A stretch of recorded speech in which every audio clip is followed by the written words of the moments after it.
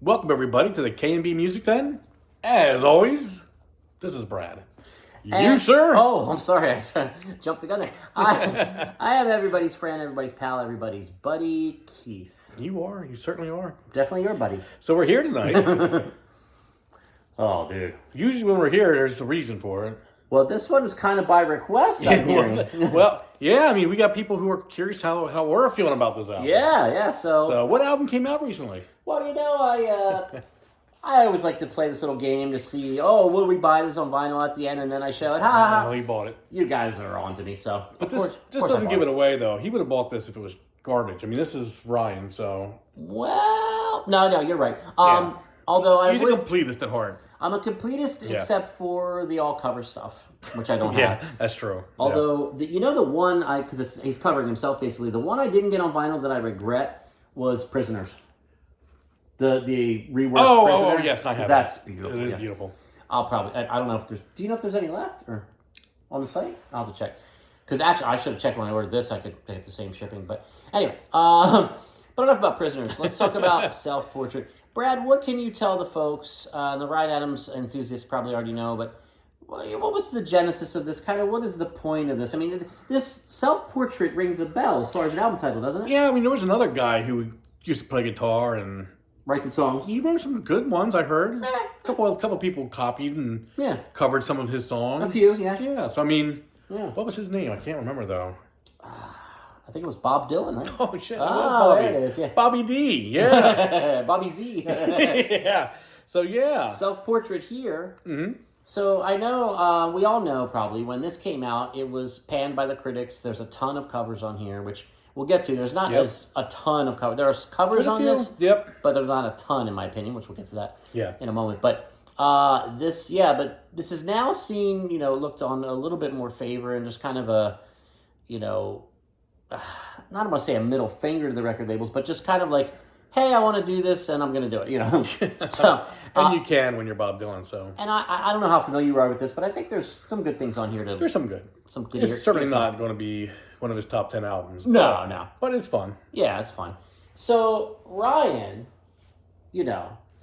decided to put himself on the same level as Bob Dylan and call this Self-Portrait. Is that what he did here? I did. Oh, man. No, my take is that he wanted it to be known that this is his Self-Portrait as far as like, hey, here's some covers. Hey, here's some stuff that's, I don't mean it as a negative thing, but more, some of it's a little more demo-y, but just kind of like, hey, here's a bunch of stuff that I had laying around that didn't really fit on an album necessarily.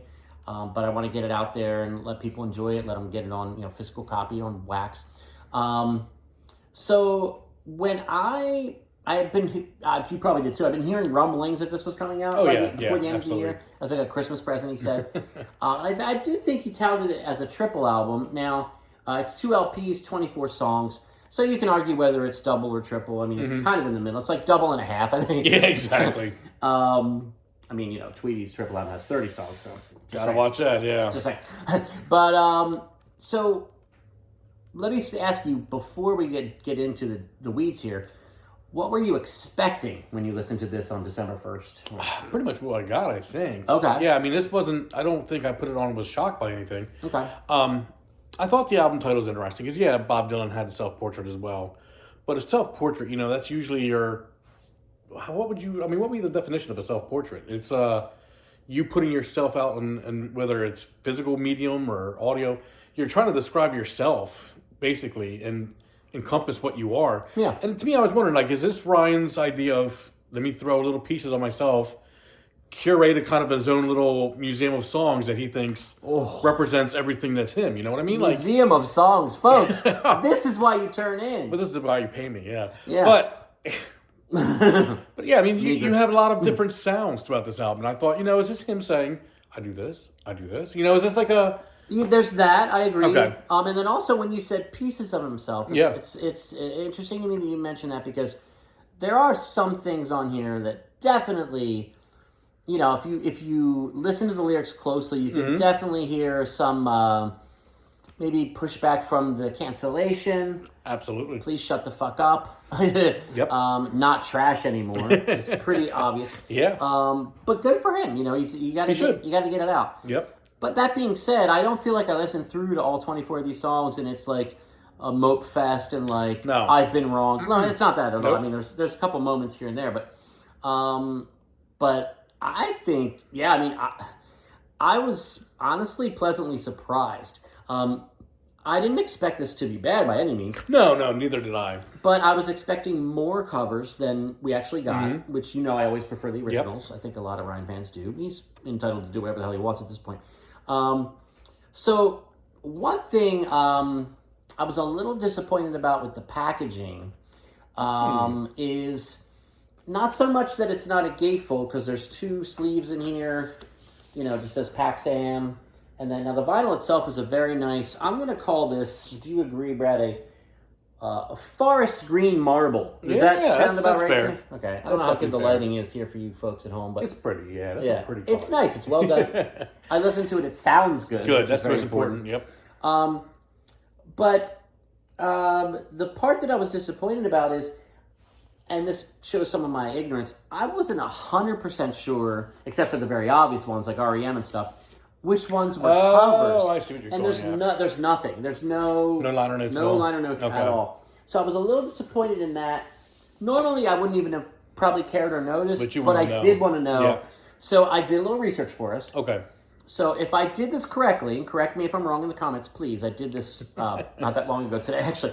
But obviously, Blue Monday, the New Order cover. Yep. And then Honky Tonk Girl is actually a Loretta Lynn cover. That's him, self-portrait. That's about Ryan, Honky Tonk Girl. Oh, yeah. right. Yeah. I was afraid you were going to think that was Loretta Lynn. Not. You made me think I did the research wrong. I'm like, oh no! We're going to have to restart this video. Theo, we know that's not a cover. Yeah. Obviously, the one I love, REM cover. Mm-hmm. Now, Castles in the Sand. To my understanding, this is a Don McLean cover, the American Pie guy. Yep. But the song is actually called Castles in the Air. So this is either a mistake or I don't know. I'll have to listen to the song more closely again and look into that. And then, of course, Shiny Happy People, another REM cover. So if you do the math, roughly Yeah. 20% of this is covers and 80% is originals. So I'm fine with that. Yeah. And you know what? I'm usually pretty hard on him about the covers because I'm like, you're a genius songwriter. I don't need covers. The covers on this collection and the way they're recorded and the way they kind of fit with everything, I actually enjoy them. Some of them. For the most part, yeah. I don't like the Blue Monday. Okay. That one it takes the air out of that one for me. Because that's more driving. Yeah. Yeah. Now the Shiny Happy People, I've always hated that REM song. Hated it. I like it on here. See? Like it on here. Same for me. I can't say I ever hated the REM version, but... That would have to be one of your least favorite songs of REM, right? Well, yeah, I mean, and if you would just pick this up and look at the titles, be like, okay, you're choosing 2 REM songs to cover, Yeah. which for guys like us, great, we love Yep. REM, and then we see it's The One I Love and Shiny Happy People. You know, Yep. could you dig a little deeper, right? But now The One I Love, to me, I'm not as in love with the version, not because it's slowed down and it's whatever, but I think he went too far with the vocals. He did. The layering, the reverb, you know, people always shit on him about reverb. I think, you know, whatever. Everybody uses reverb. But the Shiny Happy... So I'm glad to hear you say that. And as usual, we're on the same wavelength. Yeah, that was... The Shiny Happy People cover I really like. That blows REMs out of the water. Wow, okay. Yeah. And I think it makes you... I think Michael Stipe would agree. I don't agree at all. But I think because it makes you, like often happens when a song is bouncy and fun, if you slow it down, like you pay more attention to the lyrics and like what it really does or could mean to you. And it just made the lyrics pop more. It does. Yeah. Absolutely. Yeah, people in the crowd, everyone around, happy. Yeah. So now I personally think, I mean, it's strong throughout, but I really think the first album, the first LP, sides A and B are really strong. You think they outperform just 2? This is a bit front loaded to me, but not by a landslide. Yeah, I mean... But I mean, look at all those. I mean, Virginia in the Rain is a great way to start it, right? It is. I mean, it definitely is. Bye Bye Balloons. I would have to agree with you. Yeah. The vinyl one has the edge, but man, Thunderstorm Tears... I love him on piano lately. Yeah, Anytime he's on piano, Yes. I kind of just want him to just put a guitar down, just him and a piano and a mic. Yeah, I did notice that there's a lot of piano foundation to a lot of these songs, which I'm really enjoying. And I'm noticing on a lot of his new albums, anytime there's a piano, it always goes right to the top of my list for him. So Rain in LA. yes. Yeah, oh my gosh. But yeah, I mean, what a great collection to get before the holidays. Who knows what next year brings? Probably more albums, I hope. Probably, leaning more towards originals, like this does. So what would you, if you had to pull out 3 songs from this to put on a disc to give somebody at work, what would you pick? Wow, that's a great question. Bye Bye Balloons. Okay. Okay. Take the Money. Take the Money, for I real. love Take the Money. Yeah. Okay. I think it's great. And probably like you said, Thunderstorm Tears. Okay. Yeah. How about you? There's a song, I can't remember the name of it all of a sudden. There's a lot of songs here, guys. Yeah, there is. You got to... 24. Man, where is it at? Do you remember anything you remember about it? Fool's Game, never mind. Oh, Fool's Game, yeah. Fool's Game. That's good, yeah. Thunderstorm Tears. Oh. And, Face here. they want that, though. That's true. Much better view. And I would also go with Please Shut the Fuck Up. I enjoyed that song. Just tell me what song you like. You don't have to be rude to me. I mean... Oh. All right. we gotta watch our... language, yeah. My advisory. mom doesn't like that. My mom says I swear way more than you, by the way, on these videos. Does she say that? Yeah. I mean, she's getting up in age then, because I don't think that's the case. Ah. I think I swear more, but hey, I mean, I'm happy to hear that. Honestly, she's right. Oh, she's I right. do swear more, yeah, and I'm going to try and curb that. We're going to have to put a counter on here. Now, if we're quoting the name of the song, it's always fine. So, Oh, it is. So you were talking about Please Shut the Fuck Up? Is that what you... Yeah, Okay, yeah, that's yeah, the one. it's But fun. it has a parenthesis, so it's please. Come. Oh, Yeah. I don't know. I failed English, guys. It's okay, he's fine. I failed. But it's please shut the fuck up. Yeah, there's a pause. There's a pregnant pause there. If you, Yeah, is if it you called will. pregnant pause? Well, maybe not in this case, but that is a thing. Is there an unpregnant pause? An unpregnant one? Yeah, there's a... What would it be called? An infertile pause? We are off track Dude, again. talk about off track. So now that you've probably clicked off this video because we're not even talking about Ryan Adams anymore, for those few of you that have stayed, hi, how you doing? So, dude, no, jokes aside, I'm really going to dive into this throughout this month to end the year and just really get more familiar with it.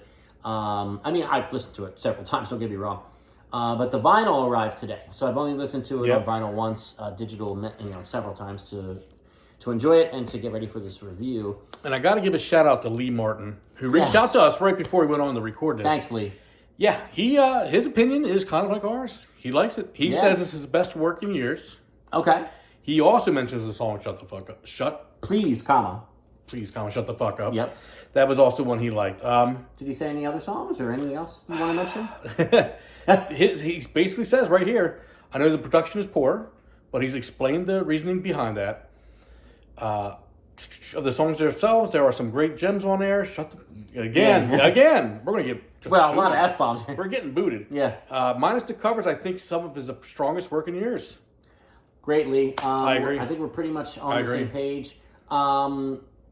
Now, for guys like Brad and I don't even have to ask him because I already know the answer. Yeah. Even though there's a lot more songs, is this better than Wednesdays? No. Oh, no, not God, Wednesday. no. You just threw that out there against a behemoth, yeah. Yeah. Well, is it better than Star Sign? For me, I'll listen to this more Star Sign probably. I agree. Yeah. And for me, a lot of the songwriting on Star Sign is stunning. Yeah. But this is a more enjoyable listen. I agree. I have production issues with Star Sign. Mm-hmm. I have quality control issues with Star Sign. Yeah. We talked about it. I mean, Yeah. we did a Star Sign review, so go see it if you want. But this just flows. Nothing sounds like, oh, what's going on? Yeah. I opinion. put this one kind of next to Romeo and Juliet as far as like there's some real solid gems on here. Like ones that I could see being like, classic Ryan songs. And there's, it's a lot of tracks. There's some fluff on here you might think, I don't need that. But yeah, overall, I do think it does flow better. I think there's more flavor on this one. It's not just one sound you're getting throughout. Yeah. So No, I think, I mean, to get this now. So the 4 he released in one day, was that the January 1st of this year that we're still in? Oh my God. Or was it the previous year? I've lost track. Wow. We don't live in Ryan years. If we lived in Ryan, it's like dog years. Where it's like 6 albums per year. Yeah. No. I feel like it was January 1st of this year. Oh my gosh. Oh, God, it's embarrassing. Guys, tell us. I'm so sorry. I shouldn't have even brought it up because it shows my ignorance. But, yeah, I mean, and another thing, just before we wrap this up here, another thing I've been thinking about a collection like this, I'm tired of hearing, I'm tired of holding this too. It's heavy. 2 vinyls. Yeah, a little heavy. I'm tired of hearing, Uh-oh. Ryan needs an editor. Ryan needs a producer. Because guess what? He found himself in a position where he was a man on an island. Mm-hmm. So instead of pouting and saying, well, you can, your vinylists may vary, your opinion on, how he handled things and what he's, some of his maybe shortcomings and in the past several years with a lot of things that he's been dealing with. He's a human being. So, and he's even apologized for some of that stuff, but, what I love about Ryan, why he's one of my, if not, probably is my favorite ever, is it's all just out there. You know what I mean? Like, you don't have to listen to everything, but he just throws it out there. And you could say, well, he could have put this out as 10 songs and it would have been great instead of 24 songs. And it's like, well, guess what? It's 24 songs and it's great. Like, I don't get this whole, if it has a bunch of songs, it can't be good bullshit. That's people who don't have an attention span. Like, they need all the candy right up front and just, Yeah. No. Yeah. I just, almost every other artist that I love, I've got, this room is filled with thousands of artists that I love. Almost every other one of them has, with a few exceptions, has a label to answer to. Oh, yeah. Has to take the 30 songs down to 10 or 12. Mm-hmm. Has to find the radio hit. Yeah, you have to be able to bounce a quarter off of it as far as production and sound and all that. We've got all that. I mean, all the, Heartbreaker, Gold, Cold Roses, Love Is Hell. I mean, on and on and on and on and on. And then the period where he was self-titled Prisoner. All of that stuff was very well produced and very well thought out, and you could bounce a quarter off of it, and it's effing amazing. Yep. See, Mom, I said effing. But this stuff that's a little rough around the edges on some of the stuff he's been putting out in the past several years, give it to me. Well, the thing is, I prefer it sometimes. When you listen to something that's too clean, too produced, it's kind of like chloroseptic, or what is that? Like, you go into a hospital. Antiseptic. Yeah. You walk into a hospital and things just smell clean. I don't like it. I don't like it. I like Husker Du and like the old do it yourself punk bands that just go in and record, put your own label on it and go. Like, it just sounds better. It's more authentic. And that's the other thing, he's given us so many different styles and perfected them, in my opinion, over the years. That you've got the real smooth acoustic, recorded beautifully. You've got the stuff that sounds a little more demo-ish, but not necessarily demo isn't necessarily a 4-letter word, even though it is. Although I guess it stands for demonstration, so it's okay. Oh, but I don't know. But yeah, I just wanted to mention that because and another thing, real quick, it almost seems like on certain forums online, let's just put it that way, with Ryan Adams fans, it almost seems like the people that want to come out and say, hey, I really like Self-Portrait, I wonder if they're even afraid to post that because they're going to get 20 comments underneath it. This sucks. This is shit. Blah, blah, blah. Yeah. It's like, well, if you genuinely kind of hate him now, just leave the group. Well, At this point, I don't it's get bizarre, but those people need something, I guess. Yeah. They need something. And you're absolutely entitled to your opinion. If you think this is a pile of garbage, you're entitled to say that. Yeah. But then all the personal attacks that go with it, and he hates, he treats his fans like shit because he puts out music like this. I know a lot of people, including Lee, including us, and we're definitely not the only 3 in the world. There's lots that are really, really enjoying this to end our year. Yeah, no, it's perfect. And we don't have to explain it or qualify it. Just give it to us. So anyway, So any final thoughts on Self-Portrait? Yeah, I mean, like I said, I think it was really good. Yeah, I was surprised in a good way with this one. I'd say, like in the sense that I expected another, good album. And I think there was a little bit more on this that was, tipped it a little bit ahead of some of the other releases over the last couple of years. Yeah, agreed. Did the quantity of tracks maybe make you feel that way going into it? That maybe there would be some filler? Oh, yeah, and there should be. If you got 20-some tracks, some of that's going to be a little filler. And I like that. Like, there's a couple songs that are like, a minute long on there. Like, yeah, the he's one just is playing like, around. The one seems like it's barely 30 seconds. Yeah, like, that's fine. I enjoy that. That's, like, yeah. just play I look around. at it as like an interlude. Yeah, have fun. Yeah. And yeah, for the most part, like I said, the covers, I enjoy on this project, honestly. Blue Monday was my only misstep, really. I didn't mind that. It's just the song. I think the song's kind of an iconic, interesting, unique song. And it's hard to pull that off, I think, by stripping it down. But I kind of have a little different take as far as, how does it feel to treat me like you do? How does it feel when your heart grows cold? When you slow that down and focus on the lyrics, to me, it's like, it's kind of like a light bulb going off. Yeah. How many times have we heard that song as, which I love, don't get me wrong. Yeah. So, anyway, as always, this is Brad. I'm Keith. This is the Can-Be Music Den. Please like this video, share it on social media, subscribe to the channel, smash the bell for notifications. Coming very soon, more top 5 songs. And the moment you've all been waiting for coming very soon. Oh, shit. Our top 10 albums of 2025. That's a lot of work, that one. It is. Yeah. I've got a list I got to whittle down. I think it was a pretty strong year. It was a good year. Yeah. Pretty strong year. Yeah. So you'll be seeing that soon. And as we gear up for the holidays, be safe. Please be kind to one another. And we will talk to you folks soon. Thanks.